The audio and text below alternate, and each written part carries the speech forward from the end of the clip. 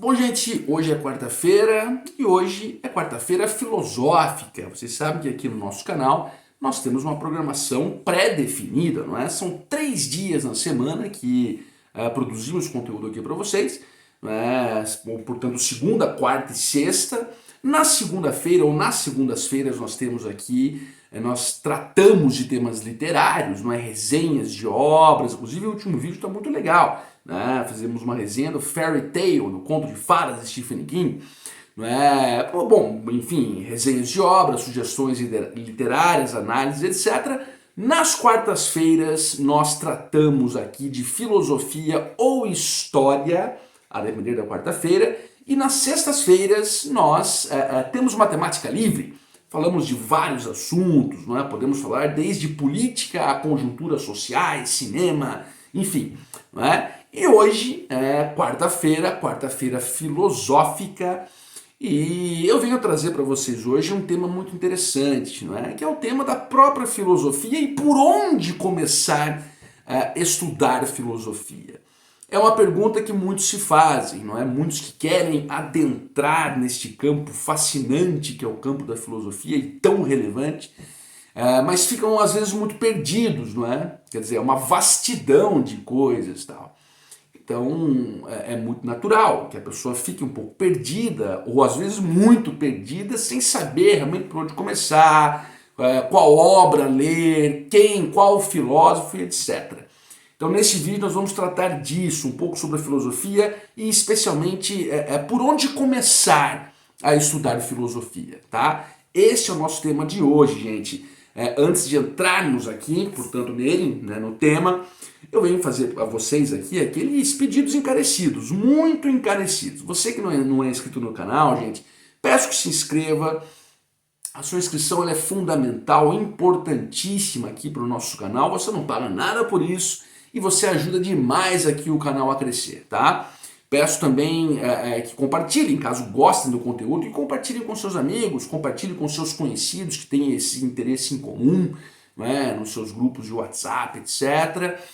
Também dê o like, né, o joinha, que é fundamental também, importantíssimo, e acione aquela sinetinha das notificações para que vocês sejam informados aqui de todos os nossos conteúdos, tá bom? Gente, filosofia, olha, a filosofia ela precede todo o conhecimento específico, né? Tudo que nós temos, não é, de campos do saber, esses campos do saber sempre serão precedidos por este campo maior do saber, que é a filosofia, né?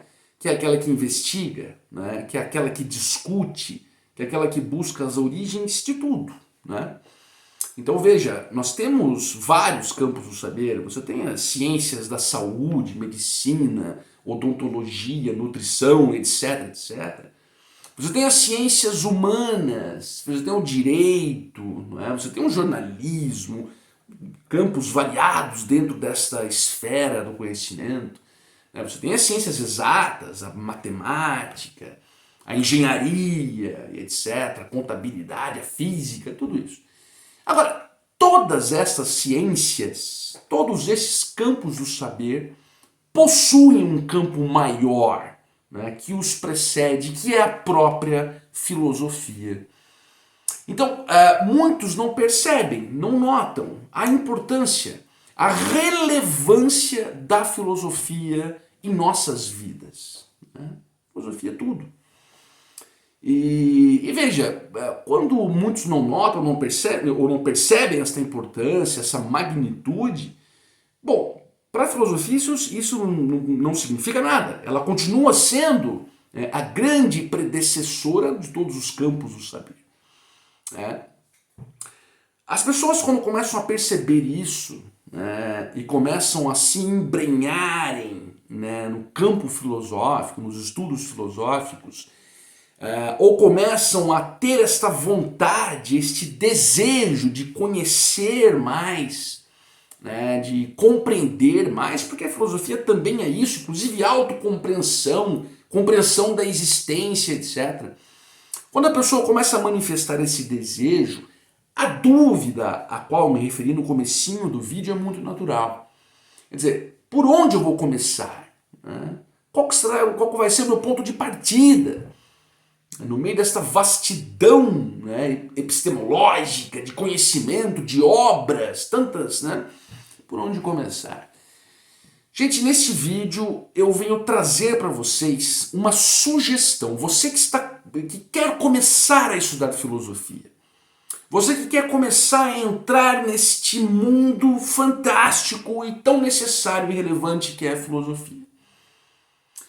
É uma obra que, obviamente, eu já li, já estudei, e cheguei à conclusão que ela é uma excelente obra de porta de entrada, né? De porta de entrada para os estudos filosóficos. Eu estou falando deste livrinho no tamanho, né? Porque a sua importância é imensurável, do Platão, que é a Apologia de Sócrates.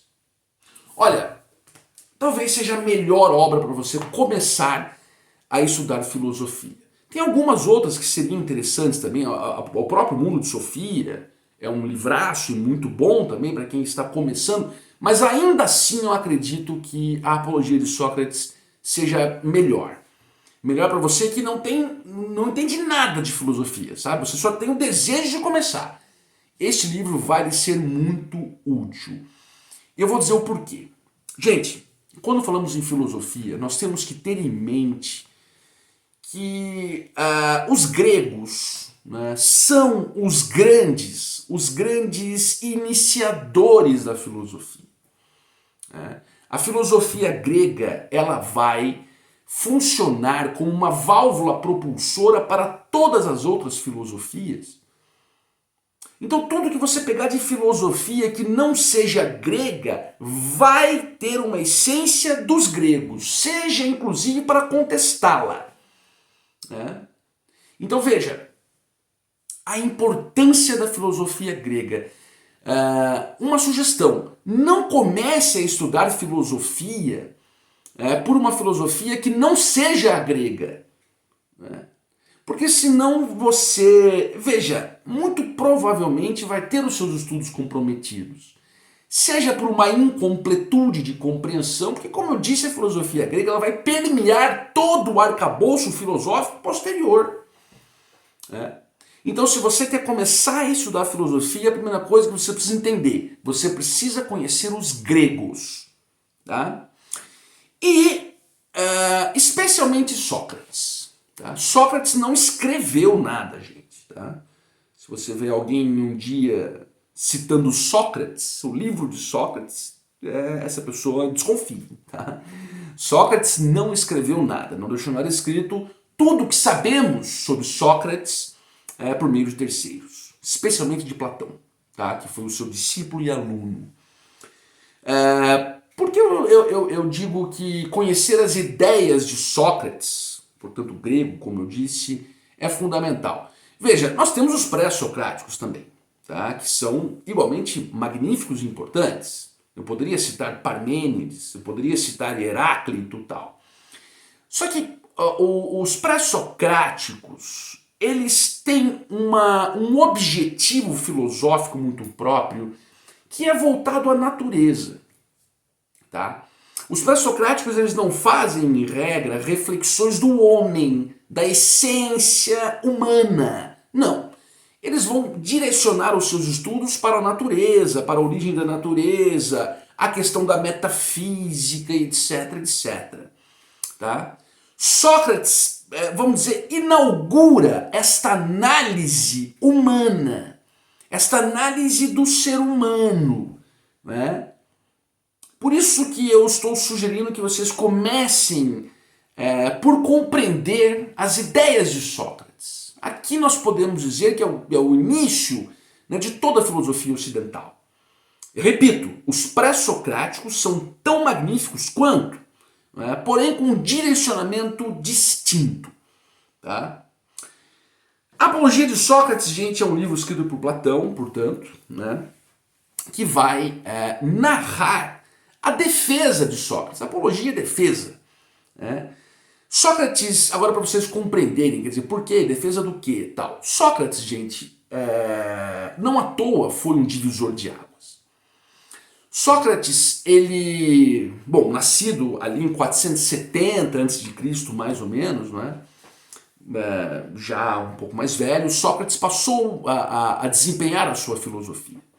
Então Sócrates ele ficava na Ágora. A Ágora era uma região ali da polis de Atenas, que era uma espécie de praça, né, onde se discutiam questões importantes, questões políticas, questões filosóficas e tal. O Sócrates vivia numa época onde a proeminência era dos sofistas, que eram grandes oradores, que cobravam para ensinar as pessoas como falar bem, como articular bem. Eram professores, porém mercenários, tal. O Sócrates não era assim, né? O Sócrates era um filósofo que ele se punha contra o sofismo, né? Esses sofistas. Porque o Sócrates acreditava que aquilo era uma coisa cosmética. Né? Primeiro, cobrar para ensinar. O Sócrates já era contra isso. Segundo, os sofistas eles não se preocupavam com a verdade, podemos assim dizer. Os sofistas eles se preocupavam com a excelência retórica, né? Não necessariamente com a preservação da verdade, da justiça, etc. E o Sócrates ele se opunha a isso. Então a filosofia do Sócrates ela se baseava, gente, o método socrático, né? Desenvolvido por Sócrates, portanto, em dois pilares, né? Que era a ironia e a maiêutica. O que é isso, Jota? Veja, a ironia consistia no seguinte: o Sócrates começava a conversar com as pessoas e a colocá-las em contradição. Mas veja, não é uma contradição pejorativa, ele não fazia isso para humilhar ninguém. Ele fazia isso com a intenção da pessoa entrar numa contradição e perceber que realmente ela não sabe daquele assunto. Que realmente nós não temos condições de ter uma sabedoria absoluta. Então, quer dizer, ele pegava temas importantes da época e começava a dialogar com as pessoas, o diálogo, a dialética socrática. E começava a colocar as pessoas em sinucas de bico. E as pessoas compreendiam, olha, realmente é um assunto que eu não sei mesmo, ou pelo menos tem muita dúvida, não há uma certeza absoluta nisso. Essa era a parte da ironia. E a maiêutica, que do grego quer dizer, parir, né? A mãe do Sócrates, inclusive, era parteira e tal. Maiêutica refere-se a dar à luz. Né? Trazendo aqui para o método socrático, isso significava a pessoa dar à luz a novas ideias, a partir de contradições que foram colocadas pela ironia. Vocês entendem? Isso era um método inovador, ninguém fazia isso. Vocês tinham sofistas, que já era uma coisa cosmética, uma retórica perfeita, tal, mas não se preocupava com essa profundidade essencial. E o Sócrates passou a desenvolver este método. Bom, essa forma do Sócrates, vamos dizer aqui, trabalhar, começou a incomodar muito as pessoas, né? Então ele passou a ser acusado, inclusive, de ser um sofista, o que ele repelia veementemente. Ele foi acusado de não acreditar nos deuses da cidade. Ele foi acusado de estar corrompendo a juventude porque os jovens o escutavam muito e aprendiam muito com Sócrates. E isso acabou levando Sócrates a ser processado e julgado por esses crimes, cuja pena foi a morte. Com a cicuta, com o veneno, Sócrates teve que tomar veneno. Por essas acusações. Né? Foi acusado, portanto, de não crer nos deuses. Ele foi acusado, portanto, de corromper a juventude ateniense grega. Né? E foi julgado em um tribunal público por isso. Né? E esta obra que eu estou indicando a vocês para começar os seus estudos filosóficos vai tratar da defesa do Sócrates. Quando Sócrates, ali neste julgamento, ele faz a sua defesa, ele faz a sua apologia. Né? Ele fala, uma defesa oral, que Platão reproduz aqui no livro. Importante dizer que esse livro, gente, ele é dividido em 3 partes, tá? A primeira parte é necessariamente a defesa em si do Sócrates, o que ele vai falar para o povo, porque é o povo que ia o julgar, né? Tinha ali os juízes e o povo que iam votar pela absolvição, pela condenação. Então essa primeira parte especificamente é sobre a defesa do Sócrates, né? A segunda parte é sobre o próprio julgamento, os votos que acabaram condenando Sócrates. E é um spoiler, mas isso tem que ser falado. Né? E a terceira parte deste livro, gente, é uma reflexão que Sócrates faz sobre a morte. Né? Porque veja, Sócrates ele acaba sendo condenado porque ele não abre mão de suas ideias. Né? Então ele fala, eu prefiro morrer do que deformar as minhas ideias. Né? E é nesta parte que ele faz reflexões importantes sobre a morte, o que é a morte, etc. Agora, quais ideias? Veja, a principal ideia, que inclusive levou Sócrates a essa situação de ser julgado e condenado, veja que Sócrates, ele... Bom, vocês já sabem, né, que é aquele pensamento famosíssimo, famigerado do Sócrates, que é eu sei que nada sei. É bem isso mesmo, né?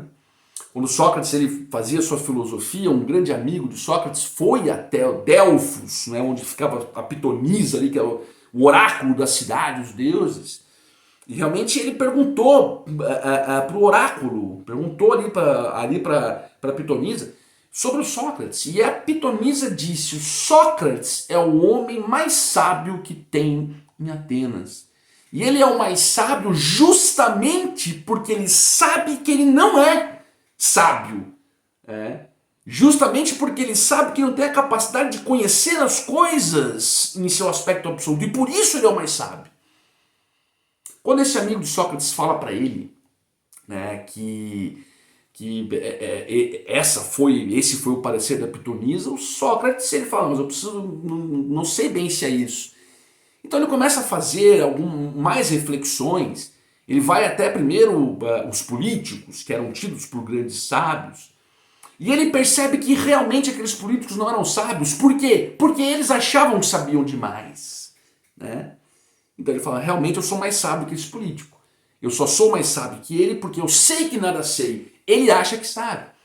Depois ele vai até os poetas e chega mesmo à conclusão e vai fazendo esta investigação e chega a essa conclusão mesmo. Que a sabedoria reside principalmente em a pessoa ter a ciência que ela não tem uma competência absoluta para tudo saber. Né? Só sei que nada sei. Então essa ideia de Sócrates foi sendo desenvolvida. Eu tenho aqui na obra até tem uns grifos importantes, né? Bom, eu não vou fazer a leitura de todos, depois talvez eu faça alguns para vocês, estamos chegando no final do vídeo já, gente. Mas agora essa situação levou Sócrates a ser julgado e condenado. E veja, quando ele é condenado, gente, ele, como disse há pouco, ele falou, eu prefiro morrer. Eu vou, portanto, morrer, porque se a outra opção é realmente eu implorar para o juiz, implorar para vocês por não me condenar, por ter essas minhas ideias, né? Como que eu estou corrompendo a juventude, sendo que eu estou dizendo a eles que a sabedoria reside nesta convicção de nada saber, etc e tal. Então ele abre mão de sua própria vida em nome desta a filosofia, não é verdade? E veja, veja que tudo isso, gente, vai configurando o início da filosofia grega. Tudo muito partirá daí. É por isso que eu estou indicando a vocês esta obra como o início de seus estudos filosóficos. Para concluirmos, para que o vídeo não fique muito longo, perceba que sobre a morte, Platão, claro, né, escreveu, mas Sócrates faz muitas reflexões. Quando ele já tinha sido condenado à morte, ele faz muitas reflexões sobre isso. Primeiro, ele coloca em xeque a própria natureza da morte. Né? Então ele diz, olha, acho que eu tenho aqui grifado, essa eu vou até achar.